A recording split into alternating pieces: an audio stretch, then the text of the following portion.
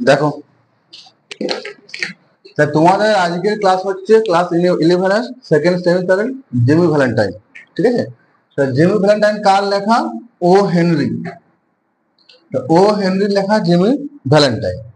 তো এই Jamie Valentine পড়াটার original title সেটা হচ্ছে এ রিট্রিভ রিফরমেশন। কি বললাম? এ রিট্রিভ রিফরমেশন। এই পড়াটা পাবলিশ হয়েছিল, এই গল্পটা পাবলিশ হয়েছিল 1903 সালের এপ্রিল মাসে। ঠিক আছে, এই তথ্যগুলো মনে রাখতে হবে। প্রথম পাবলিশ হয়েছিল কসমোপলিটিয়াম ম্যাগাজিন। এই যে গল্পটা প্রথম যেখানে প্রকাশ হয়েছিল সেটা হচ্ছে কসমোপলিটিয়াম ম্যাগাজিন। তারপর দেখো চলে আসছে মেন থিম, যে গল্পটা যেটা পড়বো তার main theme, the transformation of Jimmy Valentine from a criminal to be an honest shopkeeper due to a magical power of লাভ।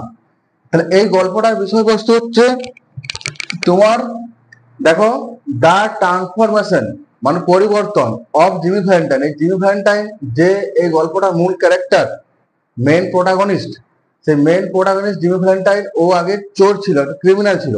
সেই ক্রিমিনাল থেকে একজন সৎ দোকানদার, সৎ ব্যবসায়ীতে পরিণত হচ্ছে। কিসের কারণে? Due to magical power of love, ভালোবাসার কারণে। ঠিক আছে, প্রেমে পড়ে সে চেঞ্জ হচ্ছে। তার আগে ছিল একজন চোর, শীত কেটে ব্যাংকে চুরি করতো। তারপরে প্রেমে পড়ে সে একজন সৎ দোকানদার বা ব্যবসায়ীতে পরিণত হয়েছিল। তার এই যে ট্রান্সফরমেশন, প্রেমে পড়ার পর তার যে পরিবর্তন, সেটা হচ্ছে গল্পটার বিষয়বস্তু। সেটা আস্তে আস্তে আমরা পড়বো। ঠিক আছে, কিছু ওয়ার্ড মিনিং রয়েছে গুরুত্বপূর্ণ, যেগুলো আমরা পড়াতে আলোচনা করবো। তো দেখো, গল্পের সম্পর্কে দু চার কথা বলি।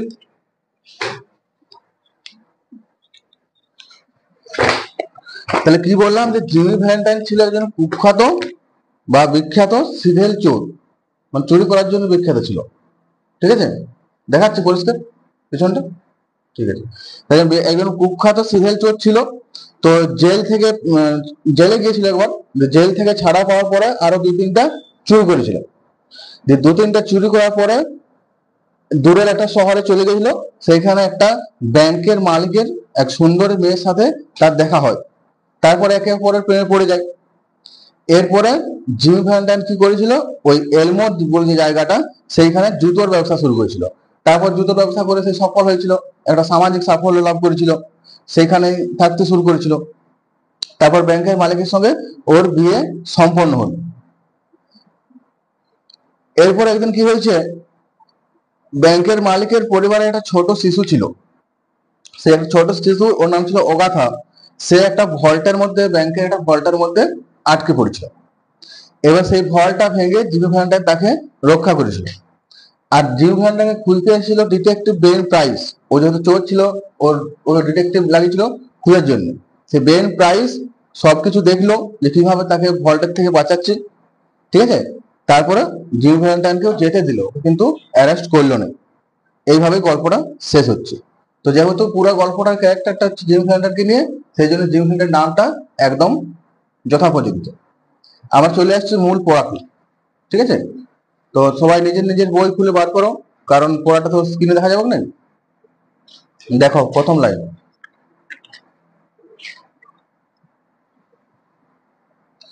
এ guard came to the prison shoe shop where Jimmy Valentine was assiduously stitching uppers and escorted him to the front office. দেখো প্রথমে কি বলা হচ্ছে? এ গার্ড কেম, গার্ড মানে পাহারাদার, যে জেলে পাহারা দেয়। একজন পাহারাদার এলো two the prison shoe shop মানে জুতো, যেখানে জুতোর দোকান, জেলের মধ্যে যে জুতোর দোকান ছিল যেখানে জিমি কাজ করতো, সেইখানে প্রহরী এলো। হয় জিমি ভ্যালেন্টাইন ওয়াজ এসিডিউয়াসলি, দেখো এসিডিউয়াসলি মানে দেওয়া আছে অ্যাটেন্টিভলি, মানে মনোযোগ ভাবে। তাহলে হয় ভ্যালেন্টাইন এসিডিউয়াসলি স্টিচিং আপার, স্টিচ মানে সেলাই করা। ঠিক আছে, স্টিচ মানে লেখা নেই, লিখে নেবে। স্টিচিং মানে সেলাই করা, যেখানে জিমি ভ্যালেন্টাইন সেলাই করছিল। কি সেলাই করছিল? জুতোর আপার, উপরের অংশ। And escorted him to the front office. Escorted মানে আছে অ্যাকম্পানিড। তাহলে ওই যে গার্ড বা প্রহরী এসেছিল, প্রহরী তাকে সামনের অফিসে নিয়ে গেল।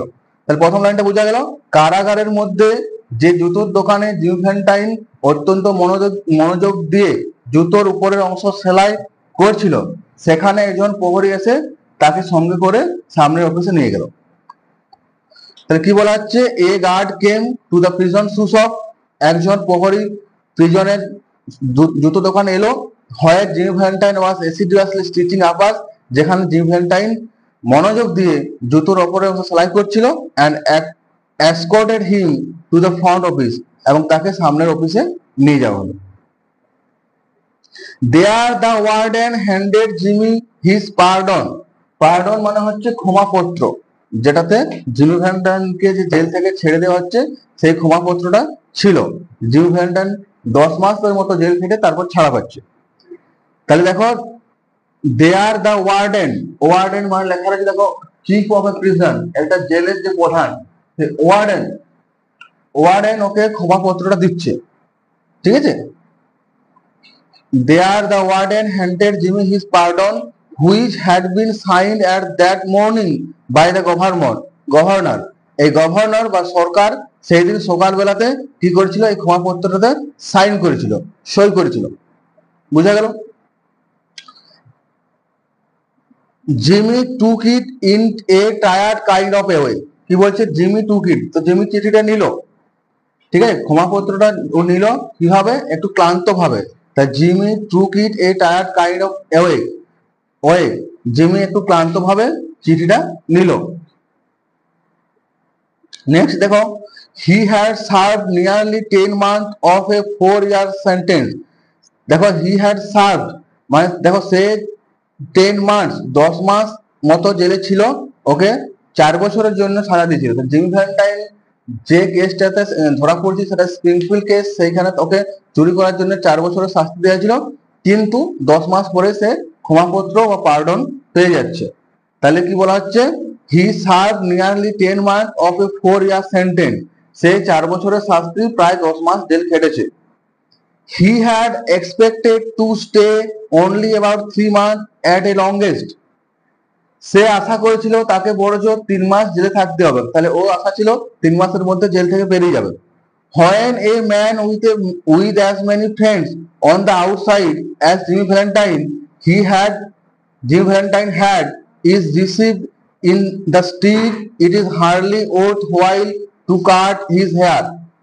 দেখো কি বলছে, when a man, যখন একটি লোক, জিমির মতো একজন লোক, with a as many friends, যার অনেক বন্ধু থাকে, অন দ্য আউটসাইড, বাইরে, as Jimmy Valentine had is receive in the street, it is hardly worth while to cut his hair.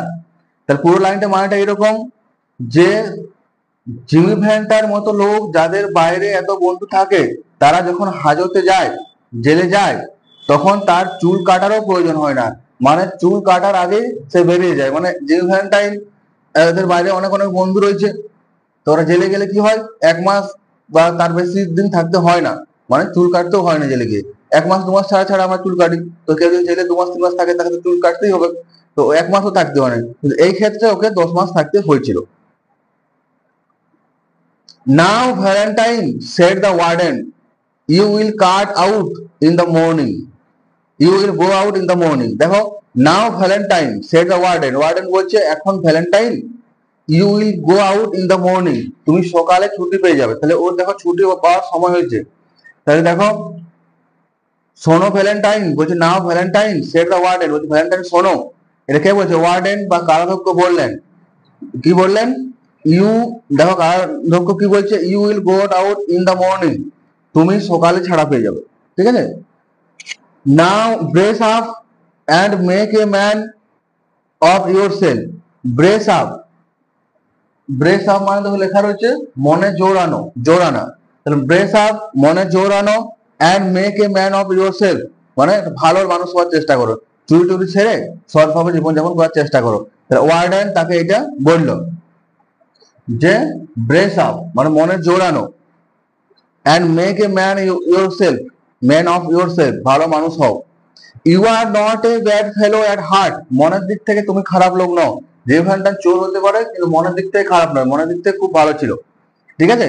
তাহলে ওই জন্য ওয়ার্ডেন বলছে, ওকে উদ্বুদ্ধ করছে যে উৎসাহিত হও, ব্রেস আপ এবং ভালো মানুষ হয়ে ওঠো, তুমি মনের দিক থেকে কিন্তু আসলে খারাপ লোক নও। তারপরে কি উপদেশ দিচ্ছে দেখো, stop taking safes and live straight বলছে, দেখো live straight stop taking safe, safe মানে সিন্ধুক, ওই সিন্ধুক ভাগা বন্ধ করো এবং সৎভাবে জীবন কাটাও। স্টপ টেকিং সেফস, দেখো stop taking safes and live straight, straight মানে এখানে সোজা বা সৎভাবে, তাহলে সৎভাবে জীবন যাপন করতে উপদেশ দিচ্ছে। তো জিমি সেটা তো অবাক, ওই যে me set Jimmy in surprise, আমি, তুমি তো অবাক হয়ে বলছে আমি আমি কবে সিন্ধুক ভাঙালো, তাহলে ওই জন্য জিমি বলছে মি সেট জিমি, জিমি বলছে আমি তো কখনো সিন্ধুক ভাঙি নাই। দেখো তারপর নি said Jimmy in surprise, why, বলছে I never take a safe in my life, বলছে কেন, আমি তো জীবন কখনো সিন্ধুক ভাঙিই নি।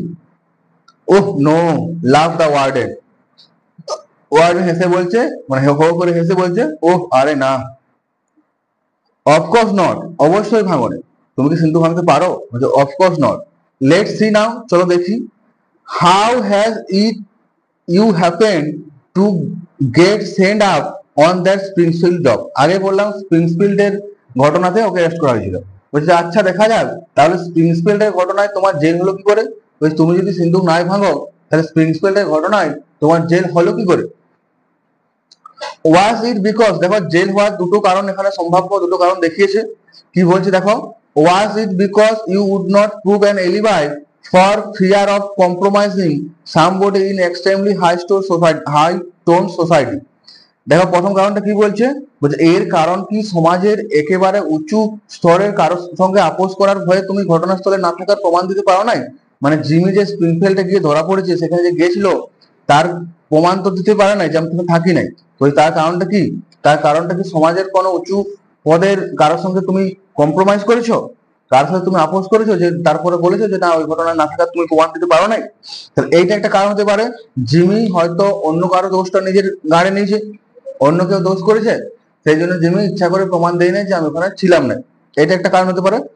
Or was it simply a case of mean old jury that had in that had it in for you, দেখো নাকি কোনো ওল্ড জুরি, মানে এখানে বৃদ্ধ জুরি বলবো না, এখানে বলবো কোনো নিচ মনের খারাপ, বা হয়তো আরেকটা কারণ কি হতে পারে যে কোনো নিজ মানসিকতার বিচারক তোমাকে অপরাধী সাজিয়ে শাস্তি দিয়েছে।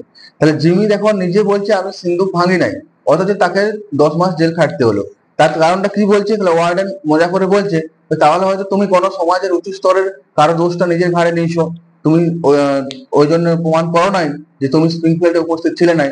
আরেকটা কারণ কি বলছে, কোনো খারাপ বিচারক, কোনো তোমার বিচারক, নিজ মানসিকতার বিচারক তোমাকে অপরাধী সাজিয়ে শাস্তি দিচ্ছে, এই দুটো কারণ হতে পারে যদি জিমি নিজে না ডাকাতি করেছে। It is always one or the other with the innocent victim, এরকমটা হয়, ইট ইজ অলওয়েজ এরকম সর্বদা হয়, one or the other with you innocent victim, মানে দেখো তোমার মতো অভিযুক্তরা সবসময় কি হয় এই দুটোর শিকার হয়ে থাকে, বলছে অন্য কেউ হয়তো তোমাকে অপরাধী সাজিয়েছে বা তোমার এরকম ব্যাপারটা হয়। মি সেড জিমি, জিমি বলছে আমি, স্টিল ব্ল্যাঙ্কলি ভার্চুয়াস, স্টিল ব্ল্যাঙ্কলি, দেখো ব্ল্যাঙ্কলি, ব্ল্যাঙ্কলি মানে লেখা রয়েছে ভাবলেশীন ভাবে, আর দেখো জুরি মানে বিচারক মন্ডলী, আর এলিবাই মানে হচ্ছে ঘটনাস্থলে উপস্থিত থাকার প্রমাণ, আর ভার্চুয়াস মানে হচ্ছে সত্যনিষ্ঠ। তাহলে জিমি নিজেকে সত্যনিষ্ঠ বলছে, ভার্চুয়াস বলছে, বলছে ও, বলছে মি সেড জিমি, আমি, জিমি বললো স্টিল ব্ল্যাঙ্কলি ভার্চুয়াস, মানে একদম ভার্চুয়াস, ভার্চুয়াস ভাবে সে তাকিয়ে আছে, ঠিক আছে, জিমি বলছে আমি, সে সততার মতো ভান করে তাকিয়ে বলছে সৎভাবে। হোয়াই ওয়ার্ডেন, বলছে কেন warden, I never was in Springfield in my life, আমি আমার জীবনে কখনো স্প্রিংফিল্ড যাইনি। এই যে স্প্রিংফিল্ডে যে চুরি হয়েছে সেই চুরিতে জিমিকে মিথ্যেভাবে ফাঁসানো হয়েছে বলে জিমি দাবি করছে, অ্যাকচুয়ালি জিমি নিজে সত্যি সত্যি চুরি করেছিল, কিন্তু বলছে না আমি কখনো স্প্রিংফিল্ডে যাইনি, নিজেকে বাঁচানোর জন্য, নিজেকে নিরাপদ দেখানোর জন্য এই কথাটা বলছে। কে বলতে চাইবে যে আমি দোষ করেছি, ঠিক আছে। তাহলে আজকে ক্লাসে প্রথম প্যারাগ্রাফটা পড়ালাম, পুরো প্যারাগ্রাফটা একবার সামারি করে বলছি দেখো। তাহলে একটা গার্ড সে প্রিজনের যে শু শপ, জুতোর দোকান, সেখানে এলো, ওইখানে জিমি ভ্যালেন্টাইন মন দিয়ে কাজ করছিল, জুতোর উপরের অংশটা সেলাই করছিল, এবং ওই গার্ড তাকে অফিসে নিয়ে গেল। ওয়ার্ডেন তার হাতে পার্ডন পত্র বা ক্ষমাপত্র তুলে দিলেন, এবং সেই ক্ষমাপত্রটা আজকে সকালবেলাতেই সরকার দ্বারা সই করা হয়েছিল। জিমি কি করলো, একটু তোমার ক্লান্ত ভাবে ওই ওয়ার্ডেনের যে ক্ষমাপত্রটা নিল, এবং তারপরে বলা হচ্ছে দেখো জিমি 10 মাস, প্রায় 10 মাসের মতো জেল খাটেছে, 4 বছর ওকে সাজা দেওয়া হয়েছিল। জিমি আশা করেছিল যে 3 মাসের মধ্যে সে ছাড়া পেয়ে যাবে। জিমির মতো লোক যাদের বাইরে অনেক বন্ধু থাকে, তারাকে জেলের ভিতরে চুল কাটতেও হয় না, তাদেরকে কখনো চুল কাটার আগে তাদেরকে ছেড়ে দেওয়া হয়, তারা ছাড়া পেয়ে যায়, তার বন্ধুরাই তাদেরকে ছাড়িয়ে নিয়ে যায়। ঠিক আছে, তো তারপরে কি বলছে, কিছু কথাবার্তা হচ্ছে জিমি ভ্যালেন্টাইন ওয়ার্ডেনের মধ্যে। সেখানে ওয়ার্ডেন জিমিকে বলছে যে মনে জোর আনো, ভালোভাবে সৎভাবে জীবনযাপন করো, তুমি তো মনের দিক থেকে খারাপ ছিল নও, তুমি এমনিতেই ভালো মানুষ, এই সিন্দুক ভাঙাটা বন্ধ করো আর সৎভাবে জীবনযাপন করো। তো জিমি তখন অবাক হয়ে বলছে আমি কখনো সিন্দুক ভাঙিয়েনি, আর নিজেকে নিরাপদ দেখানোর চেষ্টা করছে।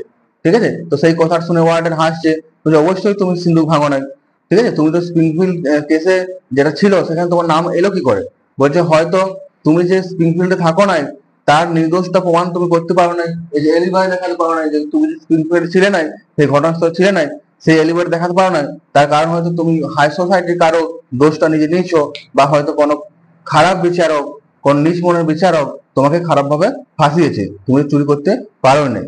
ঠিক আছে, তো এরকমটা হয় প্রায়শই, কেউ অপরাধ যদি নাও করে থাকে, অন্য কারো অপরাধ সে নিজের ঘাড়ে নিয়ে নেয়, বা কোনো বিচারকে হয়তো তাকে খারাপ ভাবে বাজে কেসে ফাঁসি দেয়। তো এরকম কিছু একটা হয়তো হয়েছে। ঠিক আছে, তো জিমি বলছে যে ও তো নিজে ইনোসেন্ট, নিজেকে ইনোসেন্ট দাবি করছে। তো তারপর জিমি ইনোসেন্ট ভাবে কি বলছে যে আমি কখনোই স্পিড ফেলে যাই নাই। এতটা পর্যন্ত হলো আজকে ক্লাস, সেকেন্ড পার্টে দেখা হচ্ছে খুব তাড়াতাড়ি।